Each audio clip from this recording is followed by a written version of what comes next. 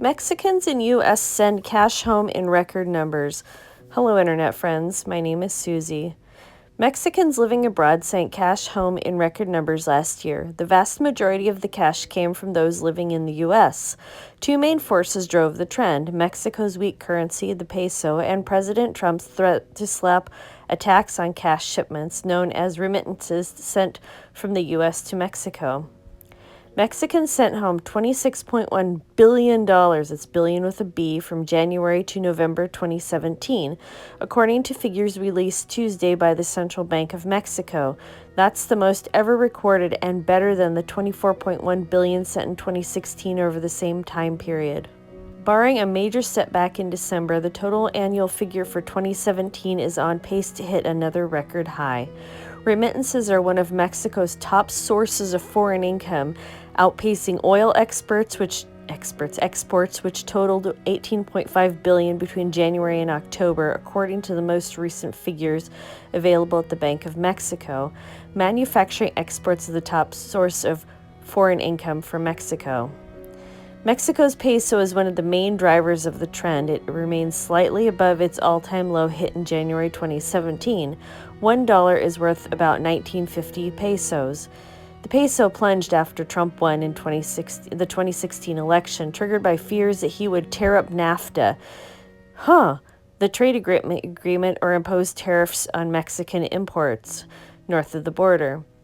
Those fears haven't been realized, and the peso is starting 2018 up slightly from where it began last year. Trump specifically threatened to slap a tax on Mexican remittances to pay for his proposed border wall.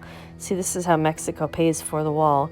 Economists say that particular threat has also encouraged Mexicans to send money home before any restrictions are put in place. Experts add that the devastating earthquake in and around Mexico City in September, this is 2018, likely caused Mexicans to send extra cash home last fall to loved ones trying to recover and rebuild. Remittances in October hit $2.6 billion, the highest for any month last year, according to Mexico's central bank. Some of Mexico's poorest states tend to receive the most in remittances, making the extra cash a key source of income for millions of Mexicans living in poverty. After reading this article, anybody who says that Hispanics are a benefit to the U.S. economy are absolute liars. There is tons and tons and tons of proof that these people are an absolute drain on our economy. And you know what they do? Besides, the cost for prisons, healthcare, schooling, what they do is they work under the table so they don't pay taxes. They take their disposable income that they get either through welfare programs or from working under the table, and they send so much money back to their country that it is an industry unto itself. It makes more money than their oil GDP. I can't believe it. Remittances to Mexico show up as part of the gross domestic product. Come on, you guys. That's absolutely stunning.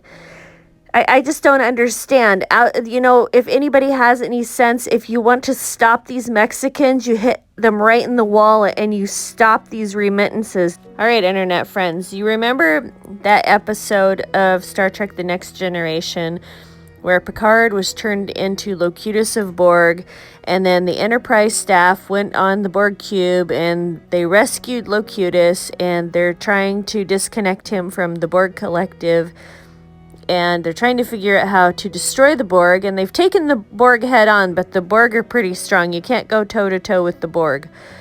So Picard, he says, sleep, and they're all mystified. What does he mean by sleep?